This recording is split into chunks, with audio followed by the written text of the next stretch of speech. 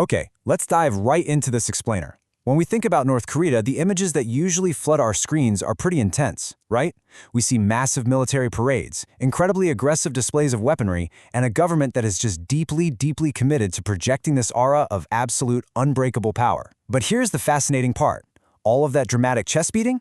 It actually acts as a giant smokescreen. It's this elaborate distraction from something the regime is actually quite ashamed of, which is an astonishingly pathetic economic reality. Let's really look at the numbers.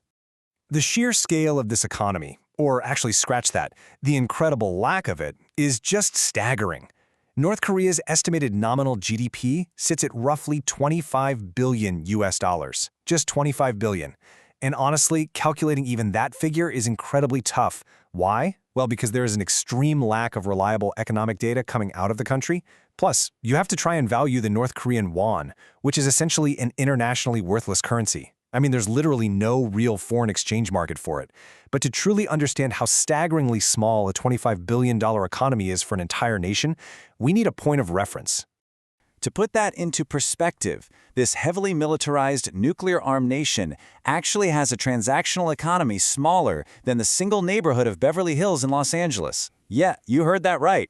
But while Beverly Hills channels its wealth into, designer handbags and luxury real estate, North Korea funnels a massive portion of its meager income straight back into its military. So beyond the dramatic facade, how did a nation with so many early opportunities dwindle into complete economic obscurity? To understand this catastrophic disappointment, we really need to go back in time. Section 1. A surprisingly strong start. Let's rewind to July of 1953, the end of the devastating Korean War. The peninsula was divided along the 38th parallel, basically right back where the whole shebang started, with a capitalist south and a communist north. But you might actually be surprised to learn that out of the ashes of that conflict, North Korea got off to an incredibly strong start. They used a centrally planned command economy, meaning the government completely controlled all production, investment, and capital allocation. Working off these legally binding 5-year plans, they targeted the building of ports, boosting crop yields, and, naturally, military growth. But they had a massive advantage early on, heavy backing from their communist neighbors, the Soviet Union and China. See, North Korea had abundant natural resources, which they eagerly traded with these partners. In exchange, they got the technical goods and industrial know-how they desperately needed to modernize. This strategy was so effective initially that North Korea actually pulled ahead of South Korea's industrialization for a brief period. So this initial post-war rebuilding was genuinely swift, but by the mid-1960s, things started to unravel. North Korea launched this highly ambitious 7-year plan aimed at increasing living standards through heavy industrialization, but for the first time they totally missed the mark. At the exact same time, Soviet support began to wane because North Korea started aligning a little bit closer to China. Caught right in the middle of these shifting alliances and feeling immense pressure to increase defense spending against the West, their growth just stalled. The crucial turning point hit in 1965. Despite all of the North's early advantages, South Korea officially surpassed North Korea's economic growth rate. Section 2. The tipping point and military drain. By the late 1970s, North Korea's slowing growth cascaded into a full-blown crisis, totally driven by reckless government borrowing. They were desperately trying to fund these ambitious industrial plans, but driven by this fierce fear of the capitalist domino effect, they were pouring an alarming amount of this borrowed money directly into their military. To really grasp where that money went and the absolute severity of their military drain, let's look at some context. Take the United States in 2018. The U.S. is famous worldwide for its massive military budget, right? It spends over 50% of its federal budget on defense. But remember, the U.S. has huge state and local budgets too, covering things like schools and roads, and it is definitely not a centrally planned economy.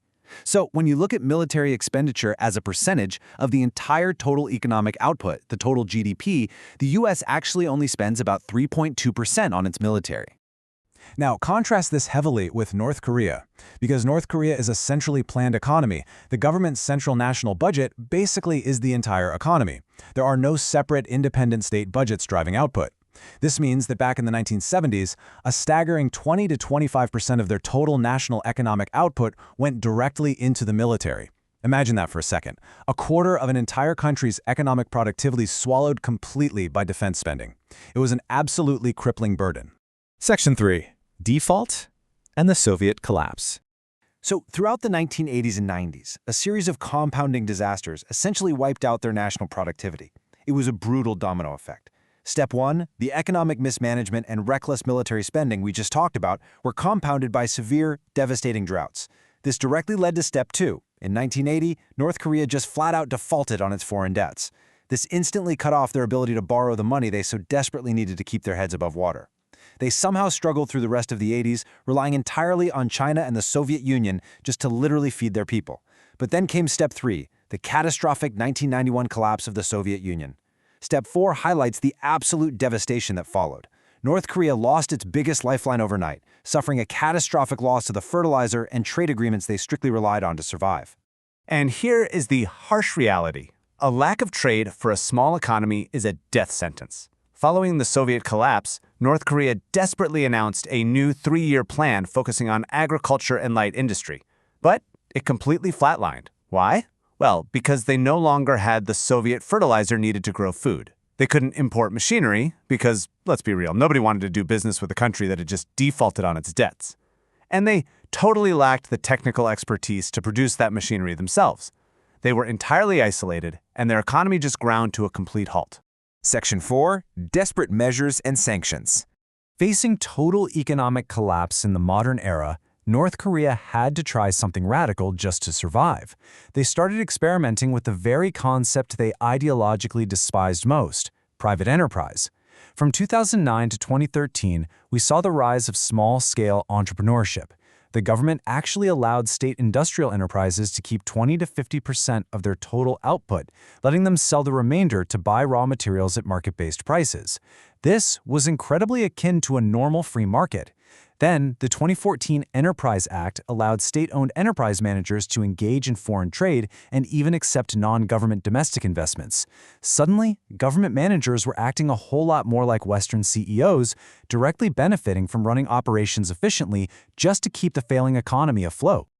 But despite these internal quasi-capitalist reforms, the situation today is pretty grim. North Korea finds itself going nowhere, and its economy has actually started shrinking again. Why? Because a relentless militaristic chest-beating has triggered increasingly suffocating global sanctions. The international community continually restricts their ability to trade, which, as we established earlier, basically chokes out whatever small economic momentum their little private enterprise experiments manage to build. Section 5, A Tale of Two Koreas. To really drive this all home, think about how both nations started from the ashes of the exact same war in 1953. North Korea was abundant in natural resources and had direct land connections to powerful allies like China and the USSR. South Korea, on the other hand, was severely lacking in natural resources and had absolutely no land connection to its allies. Yet, because South Korea facilitated private enterprise and invested heavily in productive infrastructure, even while growing up next to a terrible neighbor constantly threatening them, their free market economy today is over 60 times larger than North Korea's. 60 times! It's just an absolutely incredible divergence. Which brings us to North Korea's current geopolitical strategy today. The North Korean government seems stuck in this bizarre, endless cycle. They intentionally ramp up military aggression, causing a massive international crisis, as a weird way to turn around and beg for foreign aid and debt relief in exchange for calming down. As our source material beautifully puts it, it is literally the screaming child in the middle of a supermarket that gets a lollipop just to calm them down. So, what does the future hold for a system built entirely on aggression and stagnation? While this cycle of throwing a tantrum for a geopolitical lollipop keeps working, the regime will likely just keep doing it. But for a nation with an economy smaller than a single Los Angeles neighborhood, how long can this truly last? We can only ponder if this cyclical system will eventually implode peacefully, finally allowing for good governance and true economic revitalization to take its place.